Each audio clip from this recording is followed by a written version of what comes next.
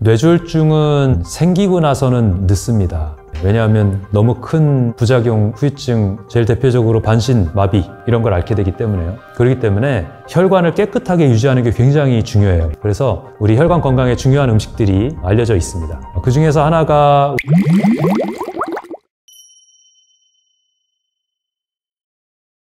뇌졸중 무서운 질환이죠. 뇌출혈과 뇌졸중의 증상이 비슷해서 뇌졸중이라는 이름으로 하나로 뭉쳐서 말하게 되는 건데, 뇌출혈 같은 경우는 뇌부종이 점점 심해지거나 이렇게 되면 뇌관을 누르면서 사망에 이를 수가 있고요. 뇌경색 같은 경우는 뇌혈관이 담당하던 부분이 괴사가 일어나면 그 쇠포들이 붓습니다. 부어가지고 우리 뇌는 한정된 공간에 있는 두부 같은 존재잖아요. 근데 어느 한 부분이 부풀어 오르면 다른 부분들이 밀려 내려가면서 이제 압력이 생기고, 그러다 보면 뇌관을 누르는 일이 생기는 거죠. 그래서 뇌출혈의 양이 늘어나는 것처럼 뇌경색도 초기에 급성기 치료가 안 되고 나면 사망에 이를 수가 있습니다. 또 더 무서운 거는 이게 살아남는다고 해도 후유증이 굉장히 무서운 게 문제죠. 제일 대표적으로 반신, 마비. 한쪽을 못 쓰고 팔다리를 끌고 다니시거나 이렇게 재활치료에 몇 달, 몇 년을 고생을 하시는 경우를 우리가 주위에서 흔하게 볼 수가 있잖아요. 그런 것도 있고, 위치에 따라서는 시야장애라든지, 앞쪽에서는 성격변화라든지, 또 기억장애, 발음장애, 이런 뇌에서의 기능들이 일부 손상이 되는 경우가 있을 수가 있고, 또 여러 가지가 같이 손상될 수가 있고 이러기 때문에 살아남는다고 하더라도 삶의 질이 많이 떨어지는 그런 질환이어서 무서운 질환이라고 할 수가 있습니다. 식습관이 혈관 건강에 굉장히 중요합니다. 혈관을 깨끗하게 하려면 일단 지방, 그다음 과도한 탄수화물, 과도한 단백질을 피해야 됩니다. 그 중에서도 특히 중성지방이나 포화지방 같은 나쁜 지방들을 피해야 되는데요. 왜냐하면 이런 지방들은 직접적으로 혈관 벽들에 쌓여가지고 혈관 석회화를 일으키고 동맥경화를 일으키고, 그 다음에 그런 것들이 플라그처럼 암쪽에서 혈관 염증 반응을 일으켜가지고 혈관벽을 막아버리고, 그렇게 되면서 말초에 허혈을 조그맣게 일으키다가 나중에 그게 이제 점점 커져가지고 심장 혈관을 막는 게 심근경색인 거잖아요. 그런 것처럼 뇌혈관을 막는 게 뇌경색인 경우가 있고, 또 혈전성 뇌경색인 경우가 있고, 이런 것들이 발생하는 거기 때문에 혈관을 깨끗하게 하기 위해서 우리가 초록색 채소, 현미밥, 그 다음에 고기, 생선, 계란, 우유는 피하는 그런 식생활을 유지를 해줘야 됩니다. 만약에 고기를 제대로 골라서 먹을 수 있다면, 그런 오메가3가 많은 고기를 제대로 먹을 수 있다면 어느 양까지는 좀 먹어도 몸에 이로운 부분이 있을 수 있습니다. 근데 지금 우리가 먹는 육류의 상태는 그런 오메가3와 오메가6의 비율이 많이 깨져 있는, 불포화지방산이 나쁜 쪽으로 많이 가 있는 그런 육류들입니다. 생각해 보세요. 우리가 보통 1대1에서 1대4까지가 가장 이상적인 비율이라고 하는데, 깨져 있을 때는 1대60까지도, 20배까지도 오메가6 지방산의 비율이 높다고 그렇게 얘기를 하는데요. 우리가 소를 기준으로 얘기했을 때 소나 돼지나 닭이나 다 마찬가지입니다만은, 원래 그동안 이 소나 닭이나 돼지들이 먹었던 음식들이 뭡니까? 원래 먹었던 음식들은 풀이에요, 풀. 풀을 먹고 풀을 뜯어 먹고 자랐거든요. 근데 이제 사람의 필요에 의해서 지방이 좀 많이 낀 게 맛이 좋고 하다 보니까 곡류를 먹이면서 억지로 살을 찌우는 거거든요. 그러다 보면 오메가6, 오메가3 비율들이 깨진 경우가 많습니다. 특히 옥수수를 많이 먹여 키우죠. 얘네들도 통곡물을 먹어서 키우면 그나마 좀 오메가6 비율이나 오메가3 비율들이 좋을 거예요. 근데 누가 미쳤다고 비싼 통곡물들을 먹이겠어요. 그냥 싼 옥수수를 먹이지. 그러다 보니까 옥수수를 먹고 자란 소나 닭이나 돼지들은 우리 몸에 좋은 그런 역할을 하기가 어려운 겁니다. 그래서 풀 먹고 자라고 넓은 공간에서 스트레스 안 받고 동물복지 상태에서 키운 남각본 1번 계란을 그나마 우리가 구할 수가 있기 때문에, 인터넷으로 구하면 구할 수가 있잖아요. 600원에서 800원 한 알에 그 정도로 구할 수가 있는데, 그렇기 때문에 그거를 그나마 어떤 좋은 육류의 대안으로서 얘기를 하는데, 사실 호주산 박모구라는 이름으로 들어와도 얘네들은 우리나라에 들어올 때 3개월에서 6개월 정도 옥수수 사료를 먹이고 들어오는 경우가 많습니다. 그렇게 비육하게 만들어서 와야 우리나라에서 1등급 판정을 받고 잘 팔리기 때문에 그런 육류들을 먹으면서 우리 몸의 혈관 건강을 지킬 수 없습니다. 그래서 그냥 육류 먹지 말라는 거예요. 고기, 생선, 계란, 우유 먹지 말고. 생선의 양식 환경도 좋지가 않잖아요. 항생제 뿌리는 부분이나 이런 부분들 때문에. 그래서 육류처럼 생선도 피하는 게 좋고요. 그래서 가능하면 단백질의 성분들이 필요하다면 초록색 채소, 그리고 현미에서도 충분한 단백질을 얻을 수가 있고, 거기에다가 모자란다면 콩류, 두부 이런 데서 얻으면 되기 때문에 너무 고기에 집중해서 고기를 먹어야만 내가 단백질이 충분하다 이렇게 오인하지 않고 고기, 생선, 계란, 우유를 피하는 게 굉장히 중요하다고 여러 번 말씀을 드립니다.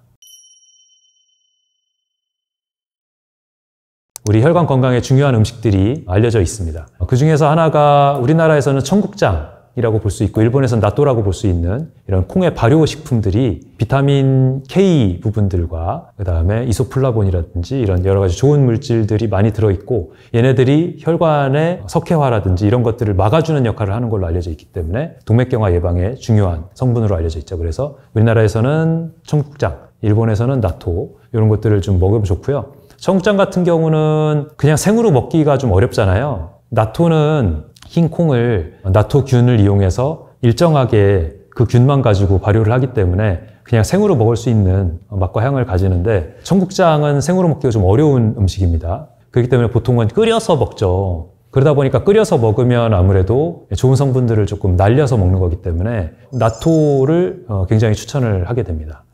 우리나라 콩으로 만든 우리나라식의 어떤 나토 같은 청국장 또 개발이 되어 있는데요. 그런 것들도 한번 시도해 보시는 것도 좋습니다. 그 다음에는 약으로 많이 판매되긴 하지만 은행잎이라고 하죠. 은행잎. 이런 것들이 우리 혈행 개선에 도움이 된다고 알려져 있습니다. 뭐 약으로 치면은 뭐 아스피린이라든지 이런 약들도 혈관 혈전을 예방하기 위해서 쓰기는 하는데 그런 것들은 이제 부작용이 있는 약이죠. 왜냐하면 멍이 잘 든다든지 수술을 하기 전에 일주일 전에 끊어야 된다든지 이런 문제들이 있어서 뭐 약으로 하는 것보다는 이런 음식으로 조절하는 게 좋고요. 그 외에도 토마토나 뭐 아보카도 이런 음식들도 우리 혈행 개선에 도움이 되는 음식들로 유명합니다. 오메가3가 많이 들어있는 음식 하면 우리가 보통 어류 종류를 생각하잖아요. 등푸른 생선, DHA, EPA가 많이 들어있다 해가지고. 근데 등푸른 생선보다 특별히 우리 주위에 오메가3 비율이 굉장히 높은 음식이 있습니다. 그게 바로 들깨인데요. 들깨와 아마씨가 채소류 중에서 오메가3 비율이 굉장히 높은 그런 지방산을 갖고 있는 걸로 유명한 음식입니다. 그래서 우리나라 주위에서는 들깨를 많이 볼 수가 있죠. 그래서 통들깨를 깨끗하게 씻어서 현미밥에다 넣어 먹으면 밥을 천천히 씹는 효과도 있고 통들깨에 있는 오메가3를 많이 섭취하게 되는 효과도 있어서 굉장히 좋다라고 그렇게도 얘기를 하는데요. 그래서 통들깨를 섭취할 수 있으면 제일 좋고 산화되지 않게 잘 밀폐한 들깨 기름도 어느 정도 쓸 수 있는 좋은 오메가3의 보고라고 얘기를 할 수가 있고요. 그래서 오메가3가 좀 많이 우리 몸에 들어가면 혈전 형성을 많이 예방을 할 수가 있습니다. 그 다음에 혈관의 석회화를 막는 중요한 성분이 비타민 K거든요. 그 중에서도 K1. 이게 많이 들어있는 음식이 시금치나 케일 같은 초록색 잎채소에도 많이 들어있습니다. 또 유제품이나 나토에도 많이 들어있고요. 그래서 비타민 K가 많이 들어있는 좋은 음식들을 많이 섭취하는 것도 혈관 건강에 굉장히 중요합니다. 트랜스 지방이라는 건 우리가 동물성 지방은 아닌데 식물성 지방을 수소를 첨가해서 경화시키는 그런 지방을 얘기를 하는 거거든요. 그러니까 원래 있던 지방이 아니고 우리가 다루기 쉽게 관리하기 쉽게 튀겼을 때 음식들이 맛있게 만드는 그런 목적으로 특별히 만들어진 인공 지방질입니다. 그러다 보니까 이 트랜스 지방이 우리 몸에 들어갔을 때 혈관의 석회 침착을 많이 일으키는 주요 역할을 해요. 근데 우리가 트랜스 지방 하면 대표적으로 마가린, 그 다음 쇼트닝 이렇게 두 가지를 얘기를 하거든요.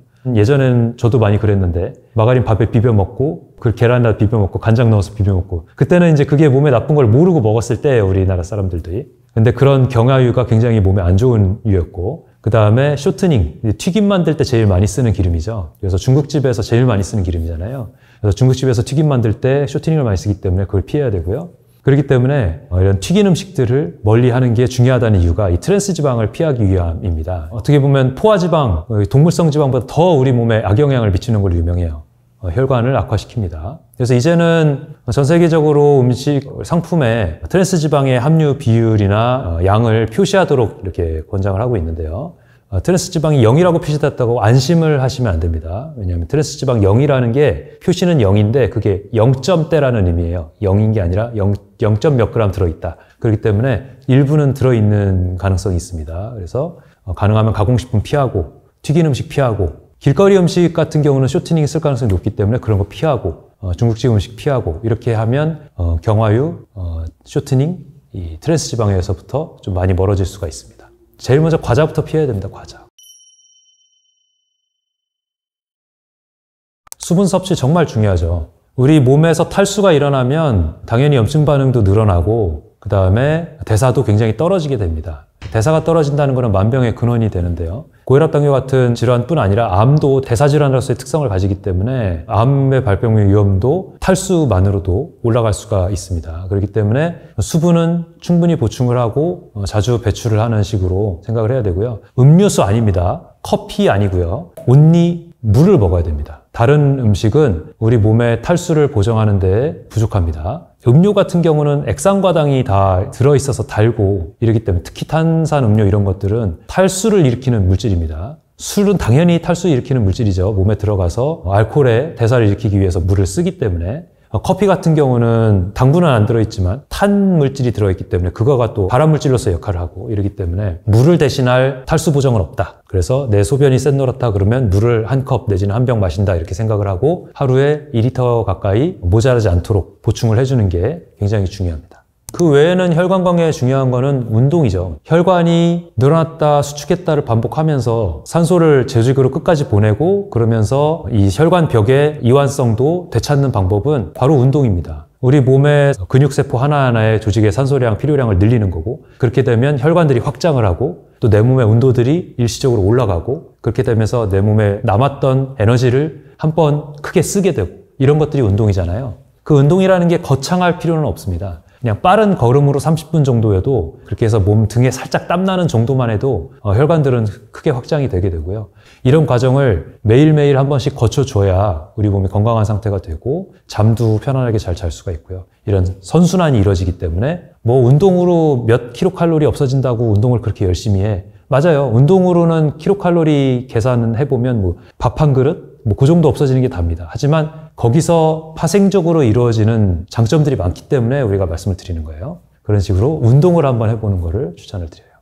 반신욕도 도움이 되고 사우나도 도움이 되고 몸에 열을 주는 행위는 전체적으로 다 도움이 됩니다. 왜냐하면 운동과 비슷해요. 운동도 내 몸에서 내 에너지를 이용해서 열을 내는 거잖아요. 내부 깊숙한 곳에서 열을 내는 건데 밖에서 열을 주는 것도 내 몸의 대사를 올리는 방법 중에 하나입니다. 다만 그럴 때 중요한 건 탈수되지 않도록 수분 보충을 충분히 해야 된다는 거겠죠. 그래서 족욕은 내 몸에서 제일 온도가 낮은 곳인 그리고 혈행이 가장 중력에 의해서 낮게 유지되는 발 쪽에다가 온도를 줘서 혈행을 한번 개선을 시키는 방법이기 때문에 그것도 좋고 반신욕도 좋고 사우나도 좋고 그 다음에 우리가 암 환자분들한테 치료적으로 이용하는 고주파 온열 치료도 좋고 고압 산소 치료도 혈관에 산소를 크게 불어넣어서 혈장을 이용해서 산소를 조직에 공급시키는 방법이기 때문에 좋고 그래서 족욕, 반신욕, 찜질방, 고주파 온열, 고압 산소 다 적극 추천합니다.